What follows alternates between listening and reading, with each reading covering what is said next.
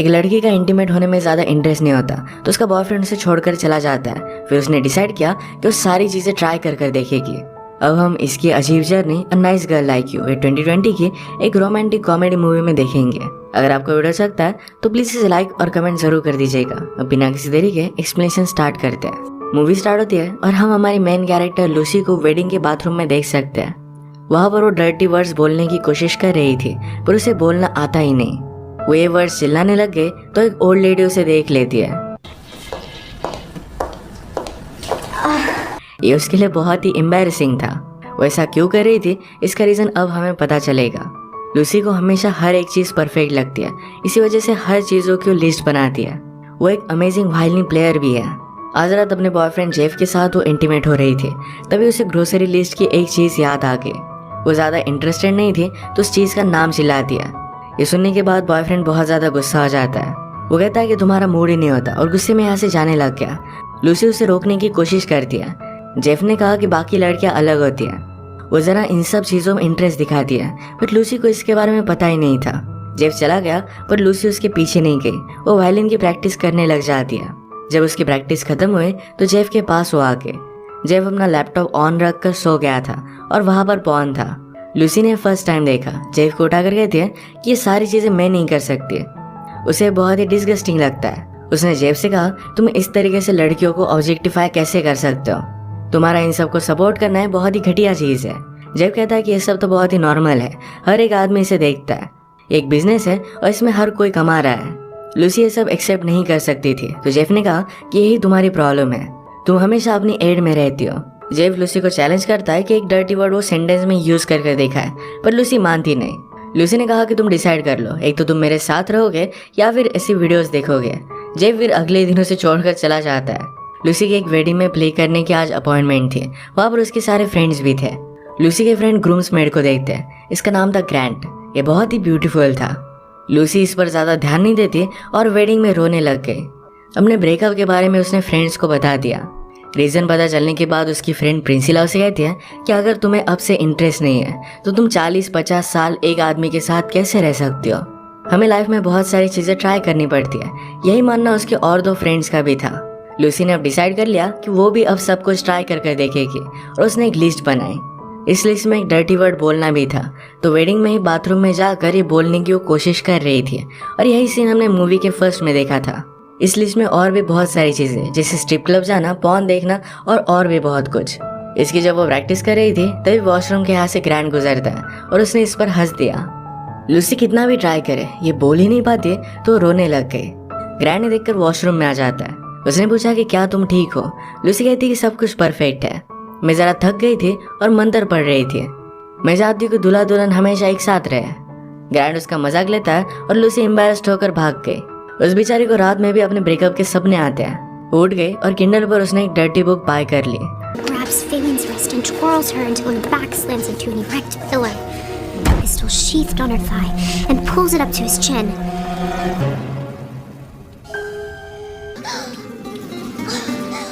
पहले तो उसे इंटरेस्ट नहीं था और बाद में उसे सब बहुत ही इंटरेस्टिंग लगा तो अपने आप को प्लीज कर दिया। ये उसका फर्स्ट टाइम था।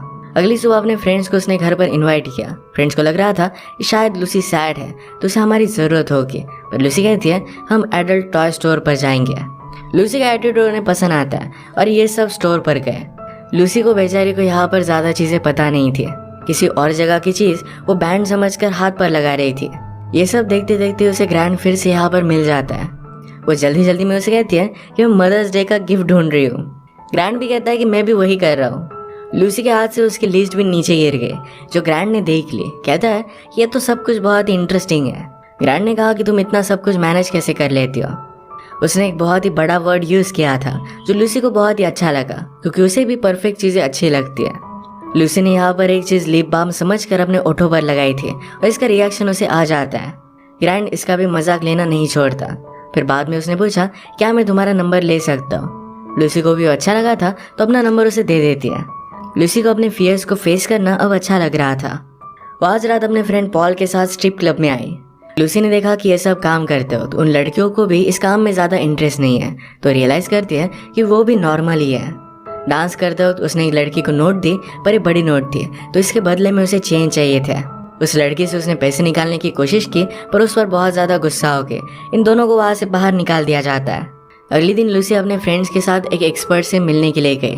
अपने प्लेजर के लिए इस एक्सपर्ट ने उन्हें बहुत सारी चीज़ें दी।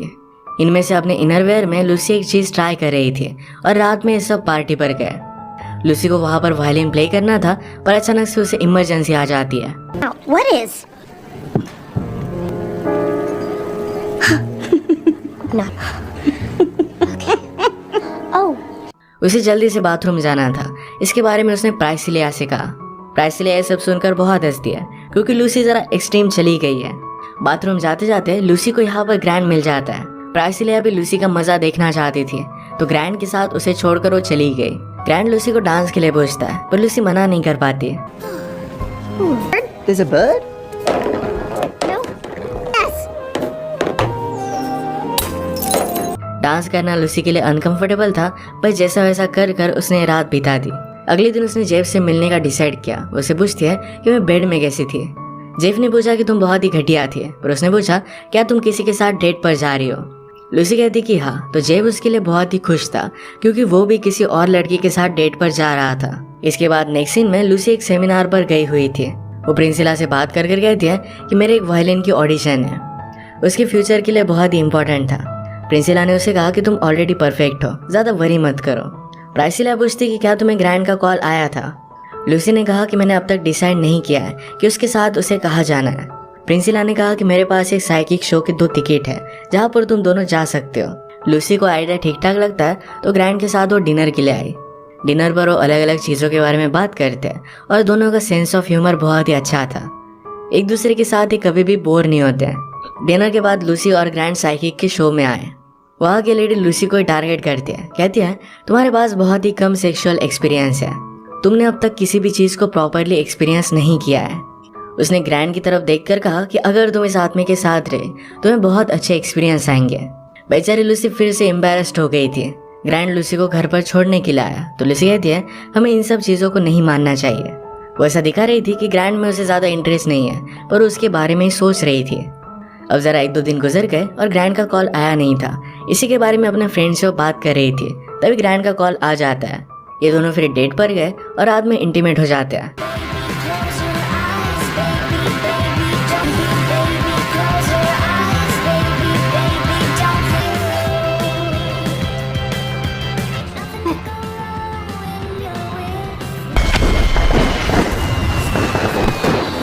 सुबह होने पर ग्रैंड ने जब लूसी का घर देखा तो सब अजीबो गरीब चीज़ें उसे दिख रही थी।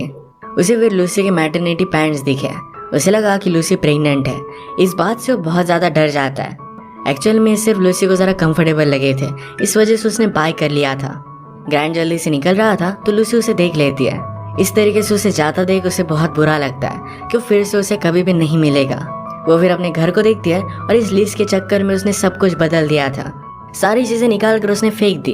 रात में लूसी अपने फ्रेंड्स के साथ उनके एक ओल्ड फ्रेंड को मिलने के लिए गए। उस फ्रेंड का एक बॉयफ्रेंड था और उसी के बारे में बार बार वो बात कर रही थी। आज लूसी अपसेट है तो उसे डांट कर वहाँ से चली जाती है। उसके वायलिन का ऑडिशन पास आ रहा था तो इसकी उसने प्रैक्टिस की। बहुत अच्छे से प्रैक्टिस करने के बाद वो ऑडिशन देकर आती है।